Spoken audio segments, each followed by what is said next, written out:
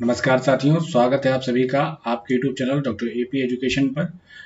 मित्रों, हम सभी प्रीवियस ईयर क्वेश्चन पेपर की श्रृंखला में आज पढ़ेंगे कुछ और इम्पोर्टेंट क्वेश्चंस के बारे में जो आपकी तैयारी को एक मजबूती प्रदान कर सकते हैं। एक छोटी सी बात बताकर मैं हम लोग आज के अपने लेक्चर को स्टार्ट करते हैं। विषय ये है कि इस समय किसी भी प्रकार की कोई सूचना वैकेंसी के बारे में नहीं मिल पा रही है, परंतु जो साथी इस सोच में है या इस विचार में है कि जब नोटिफिकेशन आएगा या जब कभी शुरुआत होगी तब हम अपनी तैयारी को फिर से स्टार्ट करेंगे, तो ये मान के चलिएगा कि दिक्कत हो जाएगी। थोड़ा सा एक आयुर्वेदिक दवा की तरह आप इसको रेगुलर वे में पढ़ते रहिए, थोड़ा थोड़ा पढ़ते रहिए, रिवीजन को एक अपनी सब्जेक्ट से टच बनाकर रखे रहिए। अन्यथा फिर एकदम से जब आप होता ना कि अंग्रेजी दवा खानी पड़ती है, तो कई बार जो बुखार है उसका साइड इफेक्ट भी, मतलब अंग्रेजी दवा जो खानी पड़ती है उसका साइड इफेक्ट भी हो जाता है। इसीलिए अपनी तैयारी को थोड़ा सा एक दिशा में धार देते हुए आगे चलते चलिए। मैं उसी आपकी तैयारी में कुछ सहयोग करने का प्रयास कर रहा हूँ।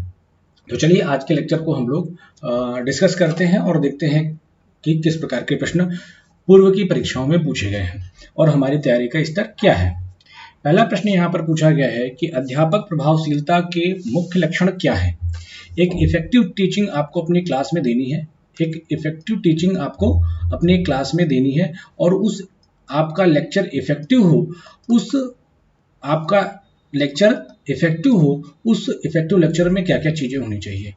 विकास तथा पारस्परिकता के प्रति प्रवृत्त होना चाहिए, व्यवहारिक होना चाहिए या समकालीन होना चाहिए, सृजनशीलता और सौंदर्य बोध के प्रति आप सजग हों, या फिर इन सभी के बारे में।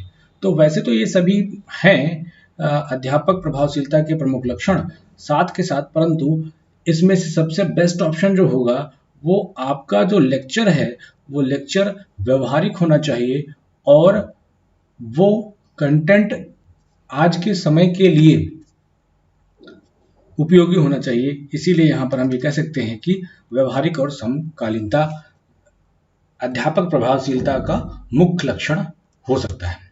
नेक्स्ट क्वेश्चन यहाँ पर डिस्कस किया गया है कि निम्न में से कौन एक अच्छे मूल्यांकन की विशेषता नहीं है। मूल्यांकन की विशेषता तो आप सभी जानते हैं, लेकिन अच्छे मूल्यांकन की विशेषता की नहीं की बात यहाँ पर कही गई है। थोड़ा सा आपको सावधानी से बात देखनी चाहिए। तो कहा गया है कि इसमें क्या व्यक्तिनिष्ठता होनी चाहिए। व्यक्तिनिष्ठता का मतलब क्या होता है, जैसे आप कहते हो ना सब्जेक्टिविटी है, जैसे आपने आत्मनिष्ठता का नाम भी दे रखा है। क्या उसमें वैलिडिटी होनी चाहिए, मितव्ययता इकोनॉमिकल होना चाहिए या न्याय संगत होना चाहिए, जस्टिफाई होना चाहिए। तो एक अच्छे मूल्यांकन में जैसे ही आप अपना विचार या अपना मत सम्मिलित कर देते हैं, आप बच्चे के नाम, जाति, उसके संपर्क, इन सभी बातों से अगर प्रभावित होने लगते हैं तो वह जो समस्या है या वह जो कमी है वह आपके अंदर आत्मनिष्ठता को जागृत करती है, और किसी भी मूल्यांकन में आप कहीं पर भी आप अपनी व्यक्तिगत त्रुटियों से दूर रहें, इसी को बात को हमेशा बताया जाता है। तो अच्छे मूल्यांकन में व्यक्तिनिष्ठता नहीं होनी चाहिए। ठीक है, क्या होना चाहिए इसके स्थान पर? इसके स्थान पर वस्तुनिष्ठता होनी चाहिए, है ना। इसके स्थान पर क्या होना चाहिए? वस्तुनिष्ठता होनी चाहिए। चलिए नेक्स्ट क्वेश्चन देखते हैं। निम्न तकनीकों में से कौन अधिक अंतरक्रियात्मक और विद्यार्थी केंद्रित है। कौन ज्यादा जो इंटरेक्शन जहां पर बच्चे अधिकतम कर पाते हैं साथ में बैठ करके, तो वो कौन है और ज्यादा जो स्टूडेंट सेंटर्ड है। तो व्याख्यान, लेक्चर मेथड, ग्रुप डिस्कशन, कोई संगोष्ठी या सेमिनार है, या कोई वर्कशॉप है। तो सबसे ज्यादा जो आपस में अंतःक्रिया होगी, यानी आपस में जो बातचीत होगी, और वो बातचीत किस पर बेस्ड होगी? छात्रों के अपने इनिशियल यानी अपने जो कह सकते हैं उसको पहल करने की जो एक योग्यता होती है, इंटरेस्ट लेने की जो योग्यता होती है, वह इन सभी तकनीकों में से सबसे अधिक समूह चर्चा या ग्रुप डिस्कशन में देखी जाएगी। तो इसी श्रृंखला में आगे चलें। कहा गया प्रश्न क्या है? सूक्ष्म शिक्षण प्रथम बार किस विश्वविद्यालय में विकसित हुआ। ये भी प्रश्न कई बार पूछा जा चुका है। शिकागो में हुआ, ऑक्सफोर्ड यूनिवर्सिटी में हुआ, फ्लोरिडा यूनिवर्सिटी में हुआ या स्टैनफोर्ड विश्वविद्यालय में हुआ।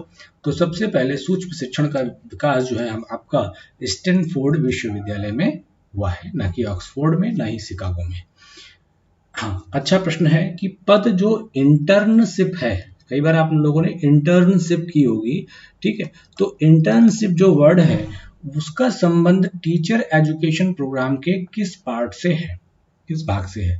तो वो अनुरूपण से है क्या, शिक्षण अभ्यास से है क्या, या सूक्ष्म शिक्षण से है क्या, या लघु शिक्षण से है क्या? तो जो टर्म इंटर्नशिप है, इंटर्नशिप में आप उन्हीं परिस्थितियों में जाकर कार्य व्यवहार करते हैं जो आपके शिक्षण व्यवसाय या शिक्षण अभ्यास के अंतर्गत आता है। जब आपको कोई न कोई स्कूल अलॉट किया गया था, उस दौरान जो आपने अनुभव प्राप्त किए वही शिक्षण अभ्यास का भाग है, उसे ही इंटर्नशिप भी कहा जाता है। अगला प्रश्न आ गया कि आगमनात्मक चिंतन शिक्षण प्रतिमान का विकास किसने किया था? तो ब्रूनर ने किया, या ब्रूस जॉयस ने किया, सचमैन ने किया, या हिल्डा डाबा ने किया? तो हम सभी जानते हैं आगमनात्मक चिंतन प्रतिमान का प्रतिपादन जेरोम ब्रूनर के द्वारा किया गया। अग्रिम संगठन प्रतिमान किसके द्वारा किया गया, बताइएगा। अग्रिम संगठन प्रतिमान किसके द्वारा प्रस्तुत किया गया, बताइएगा। बेसिक शिक्षण प्रतिमान किसके द्वारा प्रस्तुत किया गया? देखिए, वो चैनल्स के साथ आप जुड़िए, बिल्कुल विश्वास के साथ जुड़िए। बात यह है कि यहाँ पर अभी हम लोग प्रीवियस ईयर क्वेश्चन पेपर को सॉल्व कर रहे हैं।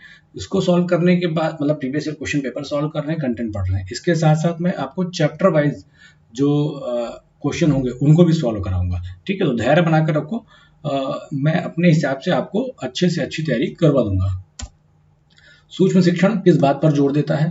कंटेंट पर, आवश्यकता पर, समय पर, या कौशल पर? तो सूक्ष्म शिक्षण जो माइक्रो टीचिंग है, इसमें कोई ना कोई एक कौशल आपको सिखाया जाता है, किसी न किसी कौशल पर आधारित आपका लेक्चर बेस्ड होता है, ठीक है। तो यहाँ पर हम स्किल की बात करेंगे, यानी कौशल ही सिखाया जाता है। अगला प्रश्न क्या है हमारा? सूक्ष्म शिक्षण क्या है? देखो फिर से आ गया। तो शिक्षण विधि है क्या? कोई शिक्षण विधि है, पढ़ाने का कोई तरीका है क्या, या फिर टीचर्स ट्रेनिंग मेथड है, या मूल्यांकन तकनीक है, या प्रबंधन तकनीक है? तो हम सभी जानते हैं माइक्रो टीचिंग क्या कहलाती है, एक टीचर्स ट्रेनिंग प्रोग्राम है, ठीक है। शिक्षण विधि नहीं है, इस चक्कर में मत रहना। अगला प्रश्न अच्छा आया है, शिक्षण विधियों से ह्यूरिस्टिक विधि के प्रवर्तक कौन है? तो आर्मस्ट्रॉन्ग, बीएस ब्लूम, एच.सी. मॉरिस, या जेरोम ब्रूनर? तो ह्यूरिस्टिक मेथड को खोज विधि भी कहते हैं। क्या कहते हैं? खोज विधि भी कहते हैं। और इस विधि का प्रतिपादन किया है आर्मस्ट्रॉन्ग महोदय ने। इसको याद कैसे करेंगे? आर्म मतलब क्या? भुजाएं, ठीक है। जिसकी भुजाएं मजबूत होंगी वही क्या कर पाएगा? वही खोजबीन कर पाएगा। तो इसलिए आपकी जो ह्यूरिस्टिक मेथड है, इस विधि का प्रतिपादन किसने किया है? आर्मस्ट्रॉन्ग महोदय ने किया। अगला प्रश्न देखते हैं फटाक से कि शिक्षा में पहली पीएचडी उपाधि किसने प्राप्त की? एम.बी. बुच महोदय ने, ए.एन. मिश्रा ने, या एस.बी. अदावल जी ने, या प्रोफेसर एस.बी. चिकरमैन ने? तो यहाँ पर कहा जाता है कि प्रोफेसर एस.बी. चिकरमैन शिक्षा के क्षेत्र में प्रथम पीएचडी उपाधि धारण करने वाले व्यक्ति थे, जो शायद मुंबई विश्वविद्यालय द्वारा प्रदान की गई थी। स्कूल को सामान्यतः क्या समझा जाता है? सामाजिक प्रणाली की उपप्रणाली, सामाजिक प्रणाली, या परिवार का प्रतिनिधि, या उपरोक्त सभी? तो आप जानते हो स्कूल को हम इन सभी श्रेणियों में रखते हैं। दर्शन की वह शाखा जो यथार्थ के मुद्दों से संबंधित है, वो क्या कहलाती है? ठीक है, बहुत रिवीजन के रूप में हम लोग चल रहे हैं, तो फटाफट चीजों को निपटाते चलेंगे। मूल्य मीमांसा, दर्शन की वह शाखा जो यथार्थ के मुद्दों से संबंधित है। ज्ञान नहीं, तत्व मीमांसा से ये संबंधित है। दर्शन की वह शाखा जो यथार्थ के मुद्दों से संबंधित होती है। कौन सी इनमें से सामाजिक परिवर्तन, सोशल चेंज, ठीक है, सोशल चेंज की यहाँ पर बात की जा रही है, ना कि सोशल स्ट्रक्चर की बात की जा रही है, इसीलिए थोड़ा ध्यान रखिएगा। सोशल चेंज, समाज की संरचना में, मानवीय संबंधों में, अभिवृत्ति मूल्य एवं विचारों में। तो कौन सा सामाजिक परिवर्तन की प्रक्रिया नहीं है? तो समाज की संरचना में जो परिवर्तन होता है वह सामाजिक स्तरीकरण के रूप में हम लोग शायद पढ़ते हैं, इसीलिए यहाँ पर यही विकल्प होना चाहिए। अगला प्रश्न वही आ गया सेम, सामाजिक परिवर्तन एक परिवर्तन है किसमें? समाज की संरचना में, मानवीय संबंधों में, अभिव्यक्ति विचारों और मूल्यों में। तो यहाँ पर ये वाला जो ऑप्शन है ये आपके लिए सबसे बेस्ट है। ठीक है, अगला देखते हैं, भावात्मक एकता पर डॉक्टर संपूर्णानंद समिति का गठन कब हुआ? तो दो बात ध्यान रखना है आपको, एक भावात्मक एकता समिति है, एक है आपका भावात्मक एकता समिति, और दूसरा है आपका राष्ट्रीय एकता समिति। दूसरी कौन सी है? राष्ट्रीय एकता समिति है। तो भावात्मक एकता समिति के अध्यक्ष थे संपूर्णानंद जी। कौन था? संपूर्णानंद जी थे, जिसका गठन 1961 में हुआ है। उसके बाद राष्ट्रीय एकता समिति है जिसकी अध्यक्ष इंदिरा गांधी जी थी। ठीक है, जिसका गठन शायद 1964 में हुआ था। ठीक है, तो यहाँ पर आपका जवाब क्या होगा? 1961। अगला क्वेश्चन है, कौन सी धारणा जैन दर्शन से संबंधित नहीं है? तो जैन दर्शन में निर्वाण, समिति, निर्जर या मोक्ष। तो जैन दर्शन का जो अवधारणा है वो निर्वाण से संबंधित नहीं है। निर्वाण बौद्ध दर्शन में कहा गया है। प्रयोजनवादी शिक्षा का केंद्र बिंदु क्या होता है? प्रयोजनवादी शिक्षा का केंद्र बिंदु अध्यापक है क्या, या पाठचर्या है क्या, या बालक है क्या, या शिक्षण विधि? तो लगभग सभी जो शिक्षा है उनका केंद्र बिंदु बालक ही होता है। इस्लामी शिक्षा में उच्च शिक्षा के लिए कौन सी संस्था थी? उच्च शिक्षा के लिए मकतब और मदरसा, दो आपने संस्थाएं पढ़ी हैं। तो मकतब और मदरसा, मकतब किससे थी? आपकी प्राथमिक शिक्षा से। ठीक है, बहुत बारी प्रश्न पूछा जाता है। और मदरसा किससे संबंधित है? उच्च शिक्षा से। सामान्य प्रश्न है लेकिन बहुत पूछा जाता है, ध्यान रखिएगा। आदर्शवादियों ने सर्वाधिक किस बात पर बल दिया? तो आदर्शवादियों ने शिक्षा के उद्देश्यों पर, शिक्षण विधियों पर, विद्यालय पर या अनुशासन पर। तो आदर्शवादी सबसे ज्यादा जोर देते हैं शिक्षा के उद्देश्यों पर। ठीक है, ये कहते हैं अगर उद्देश्य प्रबल है तो हम साधन या विधियों का निर्माण अपने उद्देश्यों के अनुसार बदलते रहते हैं। इसीलिए कहा गया है कि आदर्शवादी किसी एक शिक्षण विधि के पीछे नहीं चलते, उद्देश्य बनाते हैं और अपनी शिक्षण विधि का निर्माण स्वयं कर लेते हैं। नेक्स्ट क्वेश्चन क्या कहा गया है? सांख्य दर्शन के प्रतिपादक कौन है? ठीक है, तो पतंजलि जी हैं, रामानुजन जी हैं, कौटिल्य हैं या कपिल मुनि हैं? तो थोड़ा ध्यान रखना इसको, वैसे तो कपिल मुनि है। ठीक है, सांख्य दर्शन को कई बार हम लोग भूल जाते हैं। ठीक, तो सांख्य से मानना क्या? संख्या। ठीक है, ठीक, और संख्या किसका है? कपिल। ठीक, तो कपिल देव हमारे यहाँ जो थे वो काफी बहुत अधिक रन बनाए थे। ठीक है, तो संख्या उनकी ज्यादा थी, तो इसे थोड़ा सा याद कर लेना। ठीक, प्राचीन भारतीयों द्वारा मान्य 4 पुरुषार्थों में से सर्वोच्च प्राथमिकता किसको दी गई है? धर्म को, मोक्ष, अर्थ को, काम को या मोक्ष को? तो वैसे तो धर्म, अर्थ, काम, अगर इनकी बात आती है तो इन तीनों में सबसे प्रमुख माना गया है धर्म को। प्रातः का समय धर्म का, दोपहर का समय अर्थ का, ठीक है, अर्थ जागरण करने का, और कर्म जो है, ठीक है, कर्म यहाँ काम से अगर हम बात करें तो वो रात्रि का या जो भी उचित। ठीक, अगर यहाँ पर कर्म मतलब कार्य करने से संबंधित है।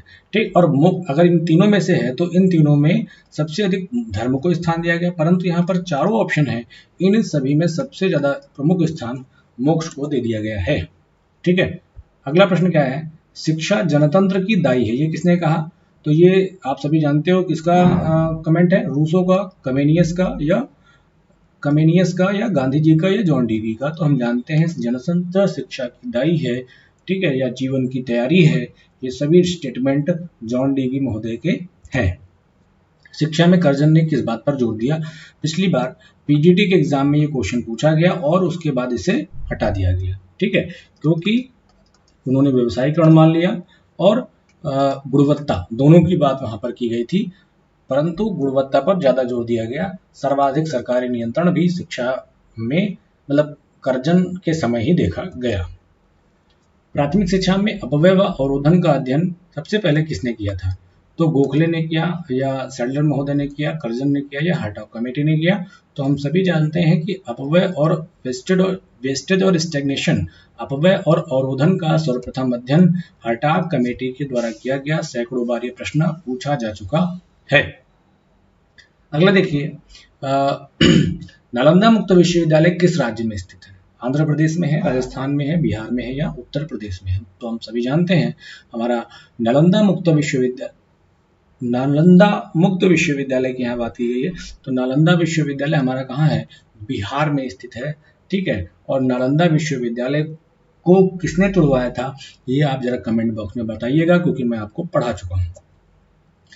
अगला प्रश्न है, शैक्षिक संरचना 10+2+3 में अंक 3 का संबंध क्या है, ठीक है। तो 10, 2 और 3, इस 3 का संबंध क्या है, तो कक्षा 1 से 10 तक इसमें हो गया, 11-12 इसमें हो गया, और ऊपर की उच्चतर जो शिक्षा है वो इसमें, उच्च शिक्षा किसमें आ जाएगी, +3 में आ जाएगी, ठीक। अगला क्वेश्चन बढ़िया है, अध्ययन के क्षेत्र में शांति शिक्षा, डीएलएड वाले अपने 4th सेमेस्टर में शांति शिक्षा के बारे में पढ़ते हैं, ठीक है। उस पाठ्यक्रम में रखा गया इसको, अध्ययन के क्षेत्र में शांति शिक्षा को अध्यापक शिक्षा की पाठ्यचर्या में शामिल किए जाने की संस्तुति किसने की थी, कोठारी आयोग ने, एनसीएफ 2005 में, या एनपी 1986 में, राष्ट्रीय शिक्षा नीति 1986 में।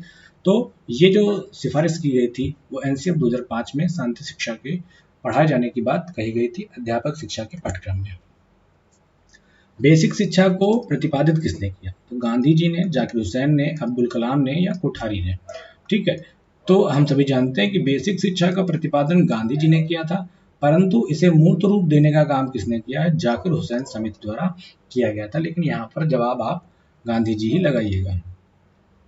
अगला अच्छा प्रश्न है, स्कूल विद्यालय संकुल या स्कूल संकुल का संप्रत्यय किसने दिया, ठीक है, क्लस्टर, स्कूल क्लस्टर, ठीक है। क्वेश्चन ये इंपॉर्टेंट है और कई बार लोग कंफ्यूज हो जाते हैं। स्कूल क्लस्टर का संप्रत्यय सबसे पहले किसने दिया, राष्ट्रीय शिक्षा नीति 1986, मुदालियर आयोग, कोठारी आयोग, या डीपीई, ठीक है।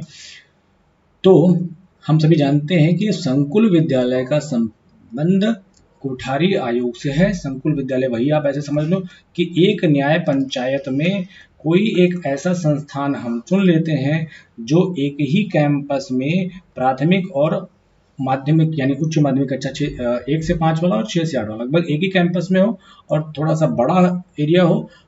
इसी को हम बाकी जो उस न्याय पंचायत के प्राथमिक विद्यालय हैं, ठीक है, उन सब के को एक बार यहाँ पर बुलाएंगे, ट्रेनिंग देंगे, ठीक है। और आगे की बात होगी। अब नई शिक्षा नीति 2020 में तो स्कूल क्लस्टर को और अधिक प्रभावी तरीके से बात कही गई है। मैं आपको नई शिक्षा नीति 2020 के बारे में विधिवत पढ़ाऊंगा। अगला प्रश्न आखिरी है अपने लेक्चर का कि लखनऊ विश्वविद्यालय क्या है, कैसा विश्वविद्यालय है, राज्य है, विश्वविद्यालय, निजी विश्वविद्यालय है, मानित है, या सेंट्रल यूनिवर्सिटी है। तो बताओ भाई, अपना प्यारा लखनऊ विश्वविद्यालय कैसा है, तो वो हमारा स्टेट यूनिवर्सिटी है, ठीक है। इस चक्कर मत रहना कि सेंट्रल यूनिवर्सिटी है, स्टेट यूनिवर्सिटी है और इसे A++ का अभी नैक के मूल्यांकन में ग्रेड मिली हुई है, ठीक है। तो साथियों, आज के लेक्चर में हम लोगों ने ये थोड़े प्रश्न देखे हैं। अगली सीरीज में हम लोग इसको कंटिन्यू रखेंगे और अपनी तैयारी को थोड़ा सा मजबूती प्रदान करते हुए आगे चलते रहेंगे, ठीक है। तो तब तक के लिए धन्यवाद, स्वस्थ रहिए। मैंने आपको बुक के बारे में बताया ही है, सिलेबस के अकॉर्डिंग मैंने आपकी एक बेस बुक तैयार की है और वो बुक आपके लिए काफ़ी उपयोगी होगी। मैं उसको खरीदने का लिंक आपके डिस्क्रिप्शन बॉक्स में सेंड कर दूंगा, आप उसको परचेज करिए। बहुत बेहतरीन किताब है, जो जैसा लोग कह रहे हैं, ठीक है, और उसमें आपके सिलेबस का सारा पार्ट अवेलेबल है। धन्यवाद। भारत माता की जय।